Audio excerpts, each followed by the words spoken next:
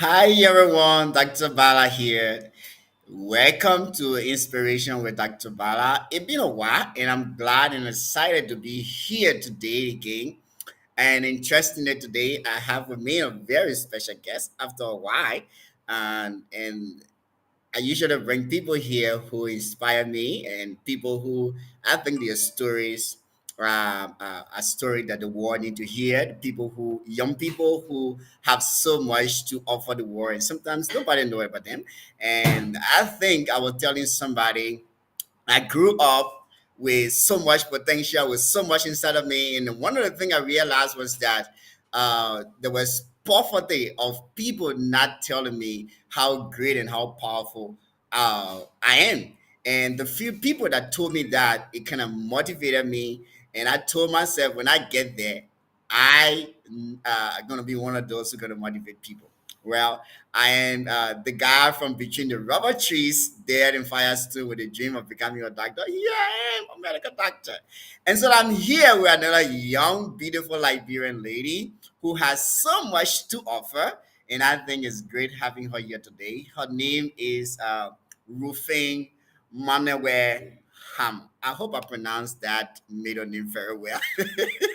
But it sounds to be a name from Grand Bassa, right? Just a Grand Bassa or everyone says, but yes, some Bassa name. So it's great and exciting to have with me Rufine here. And Rufine, you're welcome.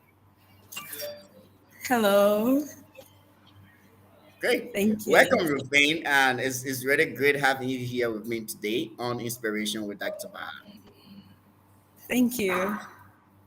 So I was just, introducing you and I'm saying, a young, beautiful, amazing, emerging, prolific public speaker. The first time I heard this voice, it was one of the programs, Librarian Student Union program, and the president actually, I was tired that evening, but he sent me a message that, can you join the program? And when I joined, it was interesting student program, and then I heard this female voice. I was actually with my daughter, and I was like, wow, she have a voice. Like, who is this girl? Who is she? And later on, I got to know Rufine. I've heard her a couple of times speak, and I was like, wow. And I think she has so much inside of her that the world is waiting for. And so I'm glad to have you here today to just, share with me your experience, your journey on public speaking. And it's great having you. But who is Rufine MANAWEH Hammer? Okay, thank you so much. And good evening to those who's following the show from China. Good afternoon to those who's following from Liberia. And hello to everyone around the world who is following via our online platforms. It is indeed a pleasure being here. I'm so glad and thank you so much, Dr. Bala, for hosting me here. I am Rufin Manawe Haman, a Liberian, currently residing in the People's Republic of China. A recent graduate of the Nanjing University of Science and Technology, majoring international economics and trade. I'm also the brand ambassador for the brand Natural Growth, a brand that is owned by a Liberian entrepreneur, Kabedi Tanu. High five to you, girl. And I'm also a young lady who is passionate about making an impact or paying back to society. Thank you. Wow. Thank you, Rufi. The couple of things I will be asking you to tell me today, and I would like for other young Liberians and other young Africans to hear. But before we go to that, I know you have your YouTube channel and you post inspirational, motivational content. And Yes. listening to one of those motivational content that you posted, I would want to play that. Actually, at the end, you ask a question, and maybe that question will play a part in our discussion today. And so we're gonna go to that video. It's just 5 6 minutes, and then we want to hear what you say in that video, and then we can revert back to that discussion, to our discussion. Okay. Okay. The perfect time is now. Another example of these kinds of people are friends. our friendship journey. There are few of our friends who aren't meant to continue life journey with us. Now let's pay attention to the two key words here: few and friends. So diving deeper, I like to give a more practical example on something that we can all understand. So take for instance, I'm a young girl in high school. I have this group of friends, five beautiful ladies, including myself. So we are all in the same school, we all have the same classes, we all have the same teachers, and we always do our homework together. We always have fun together as friends, and we have this special bond between us that really connect all of us. So after several years in high school, we are now at the point of choosing our career paths. We are now applying to different universities and different areas of specializations. So I decided to go into the fashion industry, specializing in marketing. Two of my friends also decided to go into the fashion industry as well, but different area of specialization. The other two girls are totally not into fashion, so they both choose another field study. We have now gotten admitted at our prestigious universities, and we are now uni babe. So we are now in school. Is obviously our first year, first semester. We are all doing our own things. See how best we can make progress as individuals. So these two friends who are not into fashion or who have no interest in fashion always discourages me to change my major to DS. Even though they know that fashion is something I'm passionate about, yet they only see the negatives in the industry. It's so sad. The other two girls who are also in the fashion industry with me, but specializing in different majors, always encourages me, enlightens my mind on both the ups and downs we face in the industry, and how best we can discourage some of these growth based on what we will learn or what we will encounter over the years. They always support me, they always help me out when I'm having projects or when I'm doing something wrong, they always correct me and they just give me the best support they can. Why the other two girls, the non-fashion lovers, always shuts me up whenever I mention the word fashion. They do not show me any form of support. Like if I have fashion show or project, they do not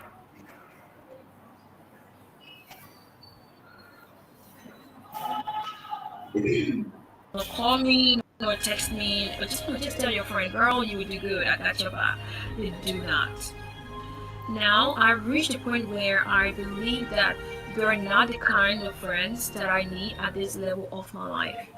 My heart keeps telling me that with these kind of friends around, the possibility of fulfilling my full potentials are slim.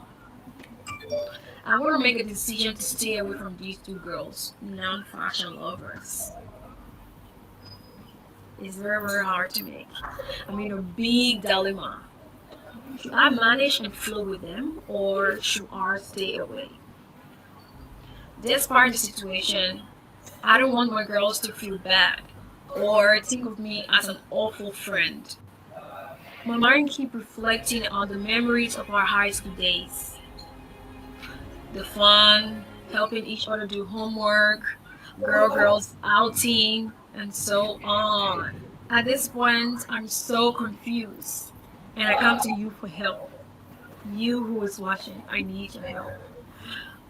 But as helpless as I am, I need your honest opinion to make my final decision on which of these friends or which of these group of friends I should prioritize and why. Remember that I'm helpless, and anything you say to me at this point, I'm going to do it because I'm confused. So pay attention to that.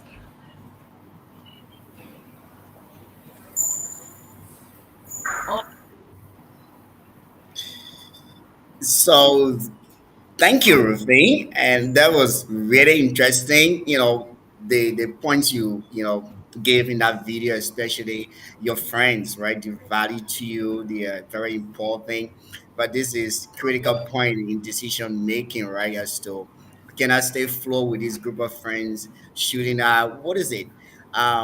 I will share my own thought on that later, and I will encourage those of you following, and whether from YouTube, from Twitter, from Facebook. I see a lot of comments coming in. I see you get your whole group from LSC. I see here. I see Daniel McLean. Your God is here. Giving you Tiayo. Of course, the CEO herself is right there. Gabriel D. Ishtano. She's there pushing you to the wall. I see Andy Moore. I see Presley Shalom. That should be President we said.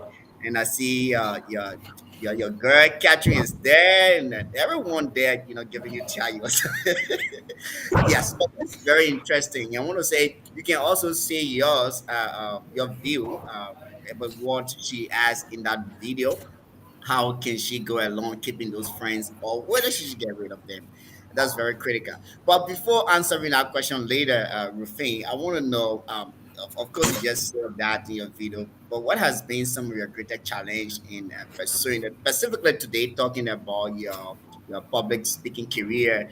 You're just talking about fashion design stuff. I know when you choose your career path, there are a lot of challenge. Sometimes even from family background, the kind of person to date, who to marry, and even where to live, right? The kind of friends to roll with, Yes. and how many children to have, and whether to have children or not. All those things come. They are all challenges. But specifically talking about your public speaking career, what has been some of your greater challenges so far? Okay, so generally, I have had three major challenges. And the first one has to do with the lack of confidence and fear. As some of you may know, public speaking is a skill that is very, very daunting. So, one of the ways I have used to overcome that particular challenge is by practicing, practicing, and practicing.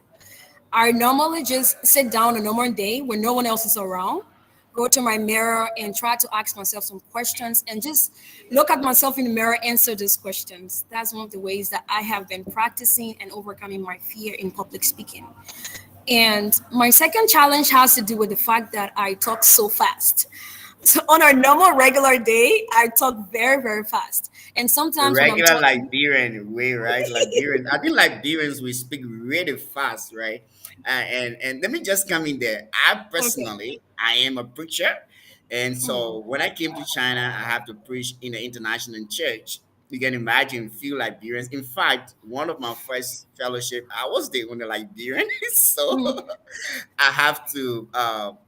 Okay, I told myself accent that's something else, right? I should just speak good English. So I'm a Liberian. I'm proud of my Liberian accent. I should just speak clear and a good English. But then the exactly. speed, I have to manage how I speak, whether fast or somewhere in the middle there and stuff, so people can understand. So I know what you're talking about. Yeah, so as I was saying, I speak very fast. So sometimes when I'm communicating, people are like, Rufine, please calm down, beg you, please. So, so that has been one of the challenge for me, and one of the ways that I've overcome that particular challenge is to be as normal as I can be, not doing too much, just be myself. Because the essence of communication is you're giving a message, you're sending a message across, and if the audience or the person who you're communicating with or to is not getting the message, that whole communication becomes useless because the message is not going across. So Yeah. I just try to be as normal as I can be when I'm communicating or when I'm having some programs where I have to speak on bigger platforms. And my tear and major challenge has to be has to do with our mindset as few Liberians. There are few Liberians where if you're trying to be a different person, you're trying to do something in a very different way, positive though. They have so many things to say, and if you don't know as a person, if you don't know where you are going, or if you don't know why you're doing what you're doing, you're going to quit.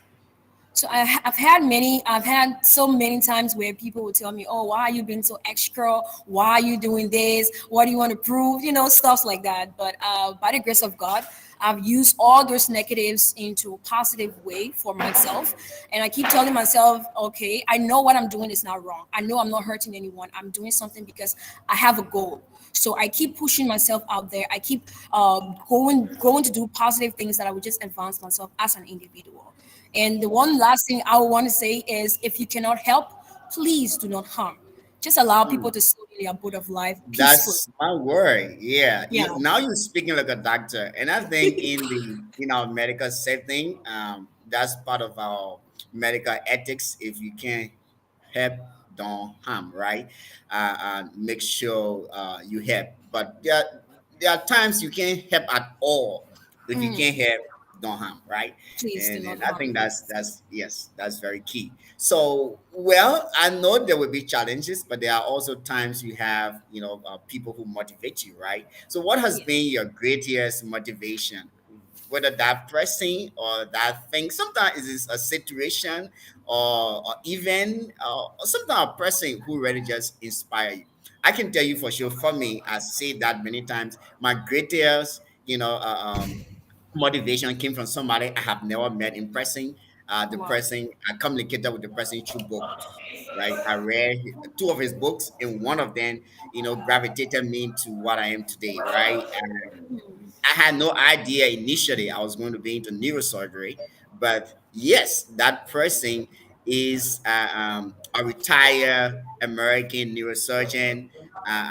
He was the first black American pediatric neurosurgeon, Dr. Benjamin Wow. Casey. He inspired me so much, and here I am today. I just read Gifted Hands, and it's like I talked to Dr. Casey, right? Wow. And yes. So, who has been your greatest, motivation? I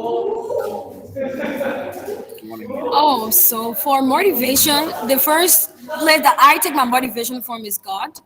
Because personally, I know that I'm not just an average girl or young girl. I know that I'm not just a regular, let me say, a regular young girl. I know I'm called into greatness. So great people have so many challenges. So whenever I'm going through ups and downs, I just know within myself that Lord, you've called me into greatness, and I know I'm a good person. So that's the first place that I take inspiration from personally. That's where I get my personal motivation from. But I also have individuals that I also look up to for inspirations. Three individuals. I think they're all Liberians. Yeah, the Wow. first person is this particular individual. This individual has really helped me out in speaking properly. Like whenever I make mistakes, this person is always on my back, make sure I speak proper English all times. So that's the first person that have really inspired me. And the second person that has really inspired me is a young lady. She's a powerful friend. She's a sister. She's like even a mother to me, Catherine B. Mergent. I've been knowing her Wow. for quite a And while I now. think she's right here. She's right Yeah, here. I She's must say this on following. this platform. She is an inspiration to me personally. Because know her from Liberia, I've been knowing her since we were in Young Life organization together. We've been knowing each other for quite a while now. And whenever you need help in anything, you just ask her. She always has something positive to add to your thoughts. She always have a way of making the situation seem so easy and just helping you out the best way she can. She's so knowledgeable about stuff. She's so passionate, and she's very, very much supportive. She's one of the supportive sisters I've ever seen. And thank you so much, Catherine, for being this much inspiration to me. And the third person that I really look up to as an inspiration, for inspiration, is of course our president, Hassan Francis Whitfield. Like I mentioned before about the fight where I talk so fast, Come on, and President. yeah, sorry. Our president emeritus, Hassan Francis Whitfield, he's one of the persons that really inspired me when it comes to delivering speeches, when it comes to talking on public platforms. He really helped me out a lot. Like he always pushed me out of my comfort zone. Even like you said, you saw me on one of the LSUIC platforms. It's because of him that I'm even here today. He always know that, okay, Rufin, you have this thing in you. He just gives me the tax. He said, okay, I don't care whether you know how to do it or not, but I'm giving this tax and I know that you're able to do it. So he just gave me the tax, leave me with it, and I always gave my best. So I just want to thank him also for being an inspiration to me. These are the three people that really inspired me in my public speaking journey. Wow, wow, that's good. And I think it's good to give people their flower when you stay alive, right? Yeah. And I'm kind of touched that you mentioned a couple of young people, right? Not just old people, people with so many years of experience, but people also kind of close to you, right? People that you kind of hang out with, right? People you go to seminar meeting and inspire you. So that means you can get inspiration even from your colleagues, right? And that's really, really great to know. And I think Catherine is excited to hear that. Yeah. You are pushing because of Paul, and Yeah. she just said always here for you, and I think consider Wifi is also glad to hear that, that he inspires somebody. That's true. We're glad to do that. So I also want to ask, I know you said that it's somewhere in between there, but what is the maybe there is a specific story behind your passion to public speaking, for public speaking. You want to share that? Yes, please. So one of the greatest passion behind this public speaking career is the fact that I know that I'm called to do this. I'm called to reach out to people. And there are people who you're going to reach out to physically just by the normal way you live your life. They're going to be inspired. Even if you're not doing anything, but then you're just living, they're going to be inspired by that once you're doing the right things. And there are also people that are unreachable. There are people who is very, very far away from me. Like now I'm in China. There are people in Liberia that needs to know certain things. And for the fact that I'm not able to reach out to them personally, or I'm not able to reach out to them physically, I can use my voice and speak on platforms like this to reach out to them. So the overall goal is to just make an impact in society, positive impact. I believe the country that I'm from, Liberia, there are a lot of people who are living in ignorance. And for the fact that God has blessed some of us to travel to this country, China, this country has really opened our eyes to so many great things, so many things that other people in Liberia do not know. So me speaking on public platforms like this or using my voice to educate other young people like myself, I think that's leaving mark in society or making an impact. Great. So before I go to the last question and in this interview, I want to say something about what you said in that video about your friends. And I know you probably may not want the direct answer, or you have your answer, but there is a lesson in that, right?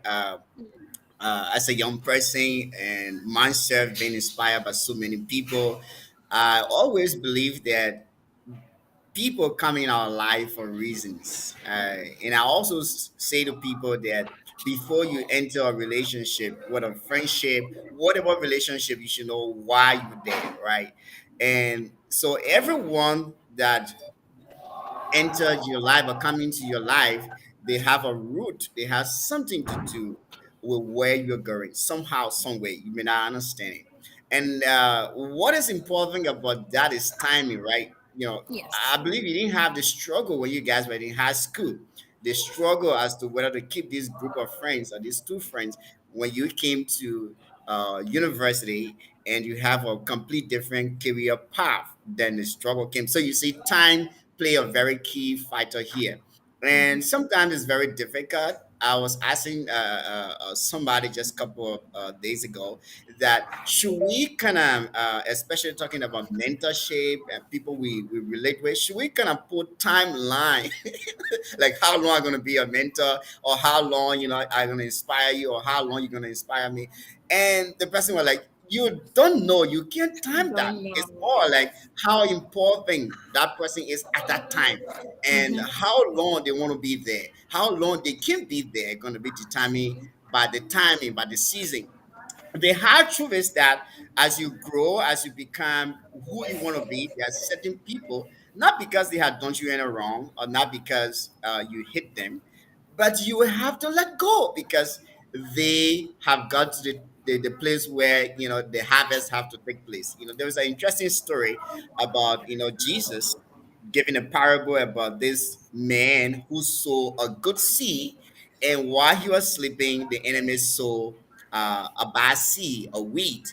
And when he get up, he realized that he wheat, the good seed, and the wheat was growing together, and he was angry. He could see that the wheat didn't belong there. He wanted to just pull them out immediately. But the advice to him was that, hey, you can't do anything at this time At this because time, they yeah. are kind of like intertwined here. You may not like them, they are not good, they're not supposed to be here. But at this time, if you try to pull them out, you will also be putting out your good weed that you have planted. And so my point is that timing. There are certain people that are in your life at certain time for a reason. And if you want to take them out because you think they're not good enough, they may not be good, but they are there. They have roots tied around your destiny. And if you try to pull them out with anger or with by yourself, you may also destroy your destiny.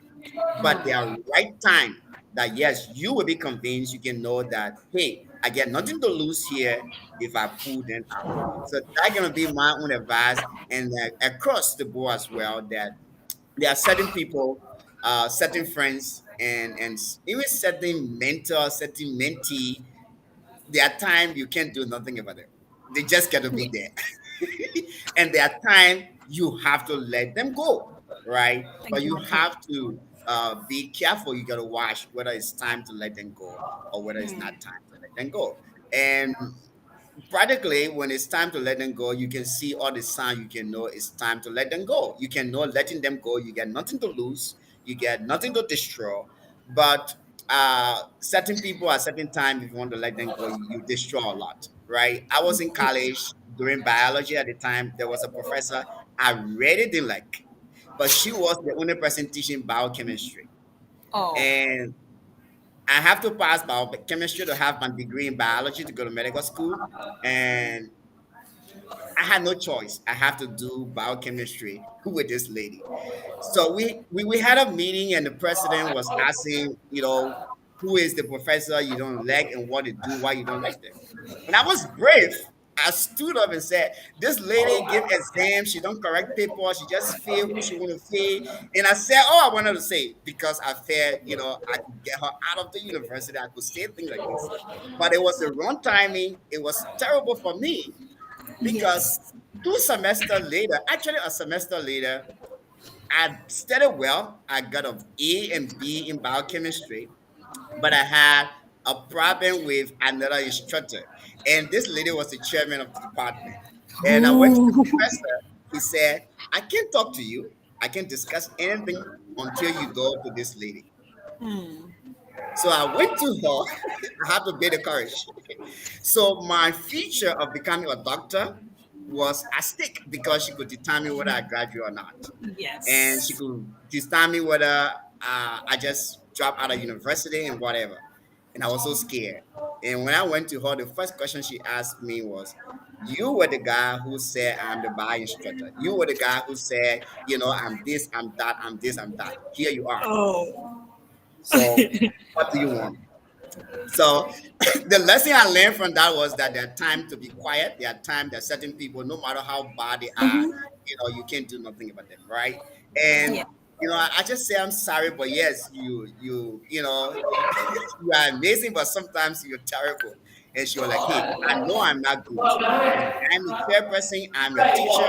So challenging me is determining whether you want to be a doctor or not." And she was right. So sometimes there are certain people who God placed in your life for that time. No matter how terrible they are like that weed with the wheat. You can't root them out. You have to wait for the No. harvest.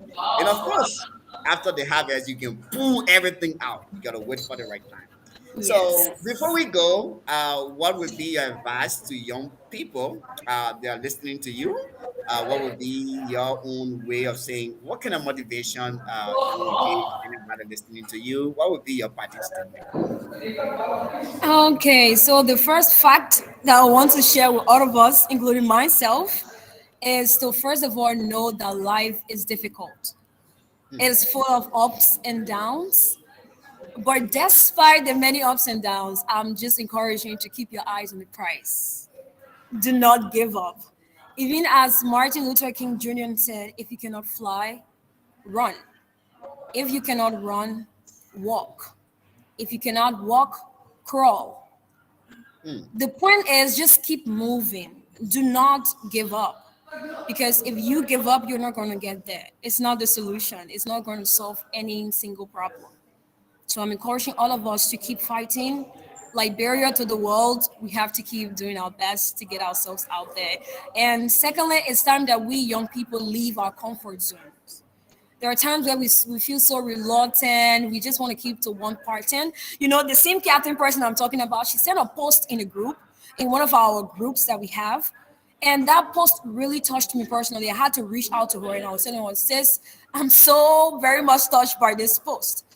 It also encouraged us to like step outside of the box, to not stick to this particular part and the world is changing. We have to evolve with the world. You cannot be there with this Oli Magoli mindset and keep moving on with the Oli Magoli mentality. We have to evolve with the world. So I'm encouraging all of us to step outside of our comfort zones, to keep doing our best.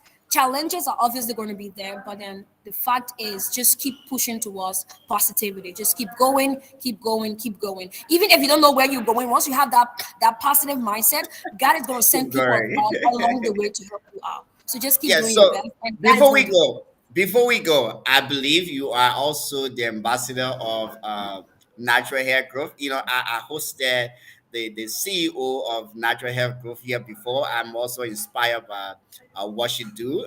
Another great person in our Liberian community. You are the ambassador for that brand. What do you want to say? I know you want to say something about that. Oh yes, of course. I cannot leave this platform without mentioning natural growth. So to our audience, we just want to first of all say thank you for the love and support. The support has been so very much massive. We really do appreciate. However, we're still appealing to you to please keep the support rolling. This is Liberia to the world, and we cannot do it alone. As you see, I'm rocking. I don't know whether you guys can see, but I'm wearing my t-shirts. So we have all of our products, they're in stock. We have t-shirts, we have bonnets, we have even our kids collections out, and we are trying to also ship our products from China here to Liberia. So we are urging all of you to please continue supporting natural growth so that our sister's vision can come to life. Natural growth to the world. Thank you. So thank you so much, Rufin MANAWEH Harmon. It was great having you on Inspiration with Dr. Ballah. And I've decided to bring people here who inspire me, and then I will want others to also see why I think they inspire me. And there's so many potential, so many hidden skills and potential there. And I think many times people don't know about them. We want to make sure that they are motivated and the world can know about them, and tell them you can do it. Keep pushing, keep pushing, keep doing it. Even though I'm a Exactly. doctor, our platform is specifically of International Christian Medical Fellowship. But yes, this particular part, Inspiration with Dr. Bala, is open to any potential person with interesting story that inspire the world. You will be here when you inspire me, because I believe the world need to be inspired. So it was Yeah. good having you. I want to say keep speaking, like you said, keep moving. If you can walk, you can crawl, but you have to keep going. So Yes. great having you, and I hope to have you another time. Thank you so much. I really do appreciate it. So And to thank you our everybody for audience, the love and support. Thank you so, so much. want to say keep following this month August.